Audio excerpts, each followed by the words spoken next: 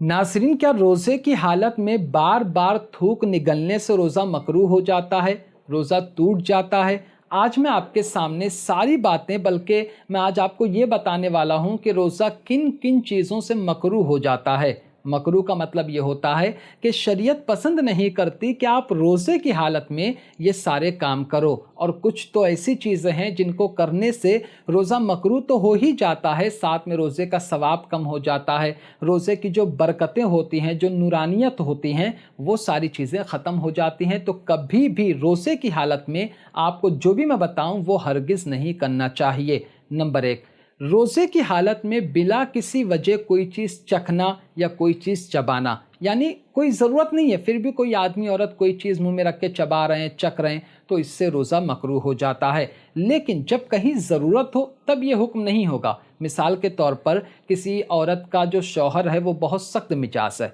अगर खाने में नमक कम हो जाए या ज़्यादा हो जाए तो फिर वो चिल्लाएगा, झगड़ा करेगा, तो ऐसी औरत को इजाज़त है कि वो खाना बनाते वक्त खाने को चख ले और जब मज़ा मुँह में मालूम हो जाए तो फ़ौरन कुल्ली कर दे। लेकिन ऐसी सूरत में एहतियात बहुत ज़्यादा ज़रूरी है कि हलक के नीचे कुछ भी नहीं उतरना चाहिए, वरना रोज़ा टूट जाएगा। नंबर दो, अगर कोई ऐसी औरत है जिसके पास दूध पीता हुआ बच्चा है और उस बच्चे के मुंह में दांत नहीं हैं, तो औरत रोटी के टुकड़े को अपने मुंह में रखकर उसको चबा के बारीक करके उस बच्चे को खिला सकती है। इससे उस औरत का रोज़ा ना ही तो टूटेगा, ना ही उस औरत का रोज़ा मकरूह होगा। फिर यहाँ भी वही बात कि जब वो रोटी चबाएगी तो उसको ख्याल रखना है कि कोई भी जो अज्जा हैं, जो बारीक बारीक टुकड़े हैं, वो हलक से नीचे नहीं जाना चाहिए, वरना फिर उस औरत का भी रोज़ा टूट जाएगा। नंबर तीन, रोज़े की हालत में थूक निगलने से रोज़ा ना ही तो मकरूह होता है, ना ही तो रोज़ा टूटता है, ना ही तो रोज़े पर कोई फ़र्क आता है। मिसाल के तौर पर आप बात कर रहे हैं या आप कुछ पढ़ रहे हैं और आपके मुंह में हल्का सा थूक जमा हो गया, आपने उसको निगल लिया, तो इससे रोज़े पर कोई फ़र्क नहीं आया, रोज़ा मकरूह नहीं हुआ। लेकिन बहुत गौर से सुनना, अगर कोई जानबूझकर अपने मुंह में बहुत सारा थूक जमा करे और फिर उसको निगल ले, कोई बार बार ऐसा करे जानबूझ के, तो वो मकरूह है। बल्कि ये तो बोलने से ही अजीब लग रहा है, ये अच्छी चीज़ नहीं है कि कोई मुंह में थूक जमा करे फिर उसको निगल जाए, ऐसा करना मकरूह है। ठीक है, ये सिर्फ थूक कोई निगल ले तो वो मकरूह नहीं, लेकिन अगर कोई जानबूझ के ऐसा कर रहा है तब वो चीज़ मकरूह हो जाएगी, बल्कि वो पसंद भी नहीं है। एक मतलब इंसानियत के मतलब तरीके के ख़िलाफ़ है कि इस तरह कोई करे, बहुत गंदी चीज़ मालूम होती है। ठीक है, लेकिन यहीं पर एक चीज़ और सुन लो कि अगर मुंह में बलगम आया और फिर उसको किसी ने हलक के नीचे उतारा तो इससे भी रोज़ा नहीं टूटेगा, ना ही रोज़ा मकरूह होगा। लेकिन किसी ने बहुत सारा बलगम जमा कर लिया फिर हलक के नीचे उतारा, तो यहाँ भी वही चीज़, ये गंदी मतलब सही चीज़ नहीं है, उसको थूक देना चाहिए, हलक के नीचे नहीं उतारना चाहिए, ऐसा करना मकरूह है। नंबर चार, रोज़े की हालत में जब शहवत का गलबा हो तो ऐसी सूरत में बीवी से गले मिलना, बीवी को बोसा लेना या बीवी के बदन को हाथ लगाना मकरूह है। बल्कि रोज़े की हालत में तो ऐसा कुछ करना ही नहीं चाहिए जिससे जहन किसी और काम की तरफ जाए और फिर रोज़ा तोड़ने की नौबत आ जाए। अगर कोई ऐसा करेगा तो फिर वो गुनहगार होगा, उसका रोज़ा भी टूट जाएगा, उसको गुनाह भी मिलेगा। तो ये सारी चीज़ें रोज़े की हालत में हरगिज़ नहीं करना चाहिए।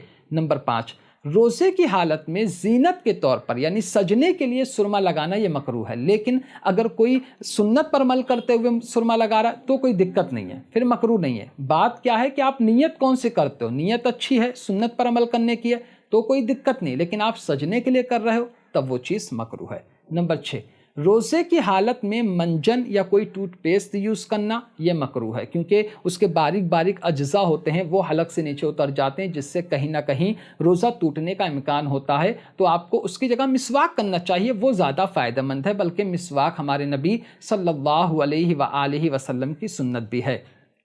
नंबर सात, ये बहुत ही अहम मसला है और मतलब अच्छे लोग इसमें गलती कर जाते हैं। देखो, गुस्ल के अंदर नाक में पानी डालना, कुल्ली करना फ़र्ज़ है, ठीक। वुज़ू के अंदर नाक में पानी डालना, कुल्ली करना सुन्नत है। अब होता क्या है कि कुछ लोग अच्छा ये भी सब जानते हैं कि भाई रोज़े की हालत में हमको इस तरह करके जो गरारा करते हैं वो नहीं करना है, लेकिन कुछ लोग क्या करते हैं कि रोज़े की हालत में बहुत सारा पानी मुंह में भर लेंगे, फिर एकदम वो इधर इधर इधर सब तरफ घुमाएंगे जानबूझ के, जबकि उनको पता है कि वो रोज़ों से हैं, फिर भी वो जानबूझ के ऐसा करते हैं। अगर गलती से भी कुछ भी पानी अगर हलक के नीचे चला गया तो उनका रोज़ा टूट जाएगा। پھر کوئی ایسا نہ کہے ارے وہ تو غلطی سے حلق کے نیچے اتر گیا، میں کلی کر رہا تھا غسل میں وضو میں کلی کر رہا تھا، وہ غلطی سے اتر گیا، آپ کا روزہ ٹوٹ جائے گا، ٹھیک ہے۔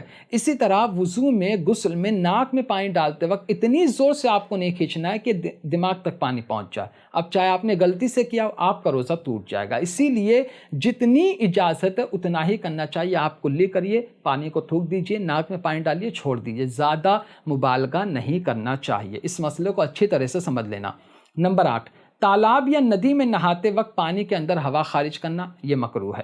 نمبر 9، روزے کی حالت میں چغلی کرنے سے، غیبت کرنے سے، جھوٹ بولنے سے، گالی دینے سے روزے کی نورانیت ختم ہو جاتی ہے، روزے کی جو برکتیں ہیں، جو ثواب ہے وہ ختم ہو جاتا ہے، اور ایسا کرنا مکروہ ہے۔ بھائی جب رمضان شریف کے علاوہ یہ چیزیں ناجائز ہیں، نہیں کرنا چاہیے، تو روزے کی حالت میں اگر کوئی کرے گا تو اور زیادہ اس کو گناہ ملے گا اور ساتھ میں روزے پر بھی فرق پڑے گا۔ نمبر 10، روزے کی حالت میں کوئی بھی گناہ کا کام کرنے سے روزہ مکروہ ہو جاتا ہے، اور جو گناہ کرے گا اس کا اور زیادہ اس کو مطلب یہ کہ اس پر سخت گرفت ہوگی کہ تو رمضان شریف کے مہینے میں گناہ کر رہا ہے، اس بات کا کافی زیادہ خیال رکھنا۔ نمبر 11، روزے کی حالت میں فلم، مووی، سیریل دیکھنے سے روزہ مکروہ ہو جاتا ہے، ثواب کم ہو جاتا ہے۔ روزے کی حالت میں رمضان شریف میں کبھی بھی یہ کام نہیں کرنا چاہیے۔ نمبر 12، رمضان شریف کے مہینے میں ایسا کوئی محنت کا کام کرنا جس سے کمزوری آ جائے، مثال کے طور پر کوئی مزدور اتنا زیادہ کام کرے کہ وہ کمزور ہو جائے، اس کے اندر کمزوری آ جائے، اب جب کمزوری آئے گا تو پھر وہ جائے گا روزہ توڑنے کی طرف، تو ایسا کام کرو ہی مت جس کی وجہ سے بہت زیادہ کمزوری آئے، کیونکہ ایسا کرنا مکروہ ہے۔ تو ان ساری باتوں کا آپ کو خیال رکھنا ہے۔ میں اس پر بھی ویڈیو بنا چکا ہوں کہ کس سے روزہ ٹوٹ جاتا ہے، کن چیزوں سے روزہ نہیں ٹوٹتا ہے، ان ساری باتوں کو آپ کو ذہن میں رکھنا ہے، تب جا کے آپ کا روزہ صحیح طریقے سے ادا ہوتا ہے۔ تو امید کرتا ہوں کہ آپ سمجھ گئے ہوں گے۔ تو آج کی ویڈیو میں صرف اتنا ہی۔ السلام علیکم۔